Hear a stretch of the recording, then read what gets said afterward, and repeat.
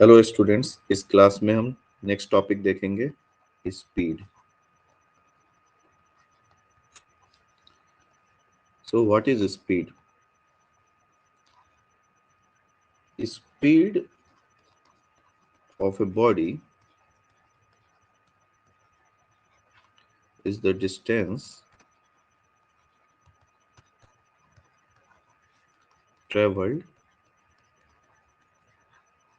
by the body per unit time। मतलब इकाई समय में किसी बॉडी के द्वारा तय की गई दूरी ही स्पीड होती है। So speed is what? Suppose speed is v, and if a body covers a distance s in time t, then we can write v is equal to s by t, where s is distance traveled or t is time taken.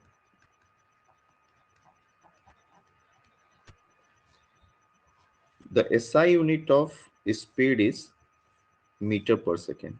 So for distance unit is meter, for time second. So meter per second is the SI unit of distance. Sorry, SI unit of speed. Speed is a scalar quantity. Speed is a scalar quantity. So it does not have any direction. It has only magnitude. So as speed is equal to distance traveled by time taken, we know that distance can never be negative or zero. So speed can also never be zero or negative. So speed can never be zero and negative.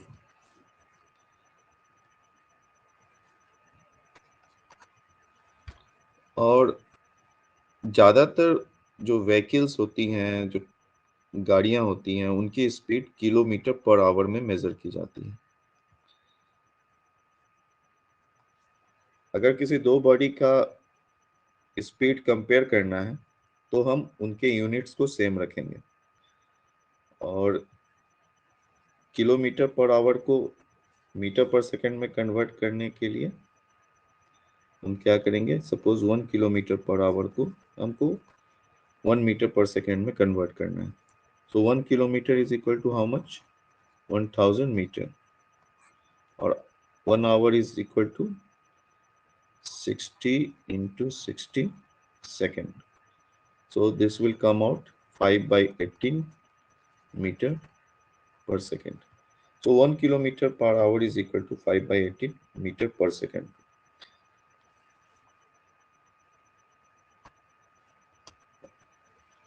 Next, what is uniform speed?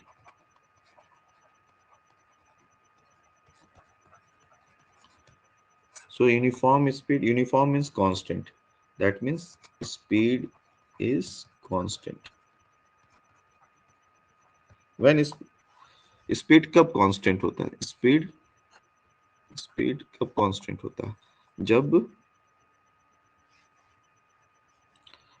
कोई body equal distance equal time interval में cover करता है तो हम बोलेंगे वो body uniform speed में। Suppose किसी बॉडी का पोजीशन यहाँ पर ए पोजीशन पर है और फिर वो बी पोजीशन पे जाता है और ए और बी पोजीशन के बीच की दूरी जो है 30 किलोमीटर है और ए टू बी जाने में वो 1 घंटा का समय लगाता है। फिर B to C again it is 30 kilometre और बी टू सी जाने में अगेन उसको 1 घंटा ही लगता है और C to D again it is 30 kilometre and again it takes 1 hour. So यहाँ हम देख रहे हैं body covers equal distance in equal time interval. Equal time intervals. So ये केस हो जाएगा आपका यूनिफॉर्म स्पीड का। So speed from A to B, how much, 30 kilometre per 1 hour, which will be equal to speed BC, which is again 30 kilometer by 1 hour, and which is again equal to speed CD, which is 30 kilometer by 1 hour. So this is the case of uniform speed.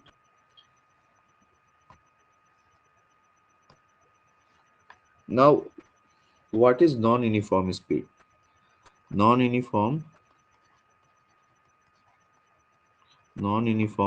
speed. So when speed is not constant, that means speed is not constant. That means speed is varying. Speed change हो रहा है. So एक example के जरिए समझते हैं. ये straight path है और कोई body position A to position B travel करता है, जिसके बीच की दूरी 30 किलोमीटर है और समय लगता है ए टू बी जाने में 1 hour.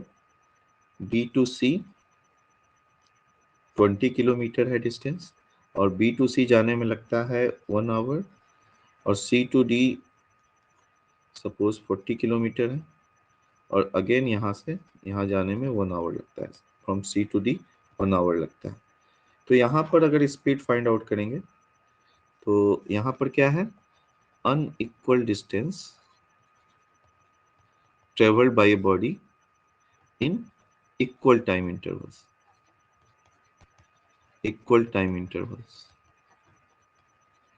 यहाँ जैसे ए टू बी 30 किलोमीटर ट्रेवल हो रहा है इन 1 hour, नेक्स्ट 1 hour में 20 किलोमीटर हो रहा है, तो टाइम तो सेम है, इक्वल टाइम इंटरवल है, बट डिस्टेंस जो है अनइक्वल है.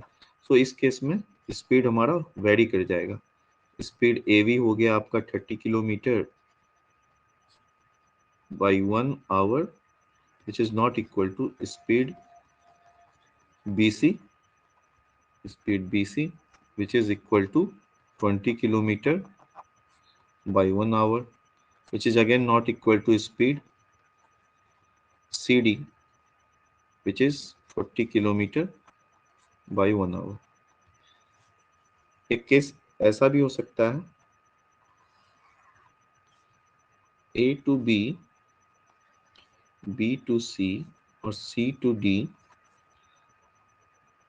ये सारे इनके जो डिस्टेंस है सेम है,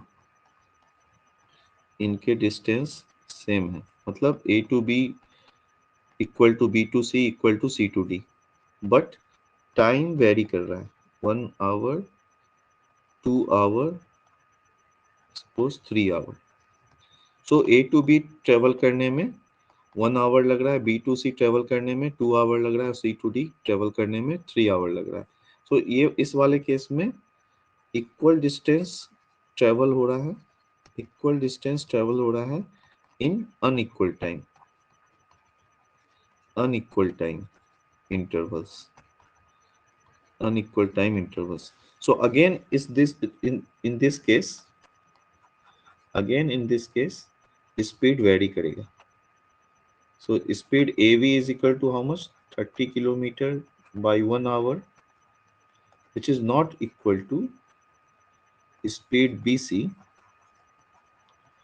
which is 30 kilometer by 2 hour, which is again not equal to speed C to D, which is 30 kilometer by 3 hour.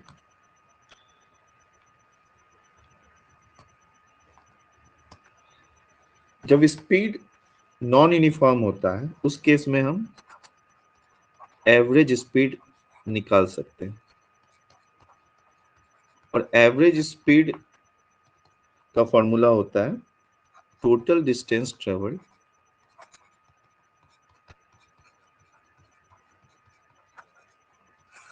by total time taken.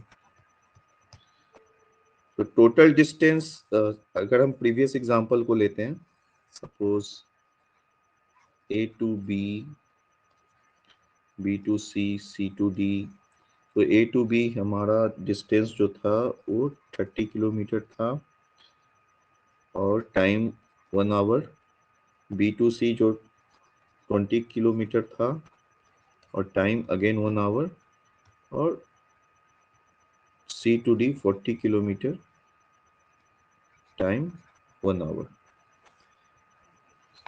इस केस में हम एवरेज स्पीड निकाल सकते हैं क्योंकि ये केस क्या था, नॉन यूनिफॉर्म स्पीड का था। सो एवरेज स्पीड यहाँ क्या हो जाएगा, average speed equal to total distance travel, मतलब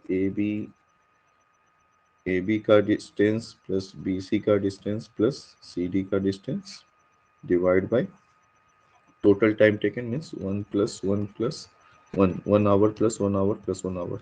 सो ए बी का डिस्टेंस कितना हो गया, 30 kilometre plus 20 kilometre plus 40 kilometre divide by 1 hour plus 1 hour plus 1 our. That means 50 plus 40 means 90 kilometer divided by 3 hours. So it will come out 30 kilometer per hour.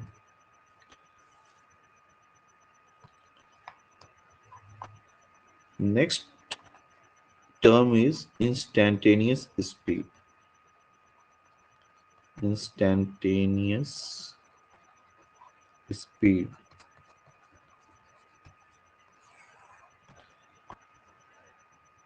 Instantaneous speed जैसा नाम suggest कर रहा है, speed at an instant.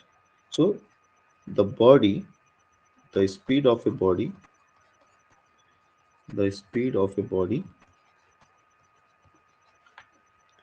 at any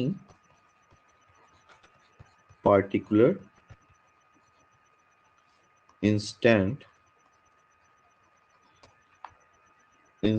of time during its motion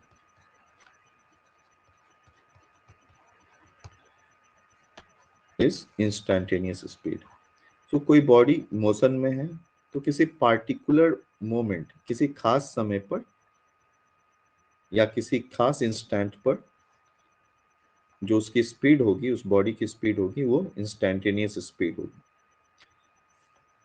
cars, motorcycles और जितनी vehicles हैं उसमें speedometer लगा होता है, स्पीडोमीटर लगा होता है।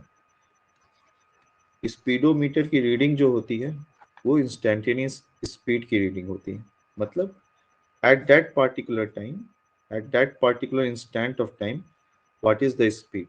So उस पॉइंट ऑफ टाइम पे जो भी स्पीड होगा वो इंस्टेंटेनियस स्पीड कहलाता है। और इस क्लास के लिए इतना ही, नेक्स्ट क्लास में बाकी टर्म्स देखेंगे। Thank you.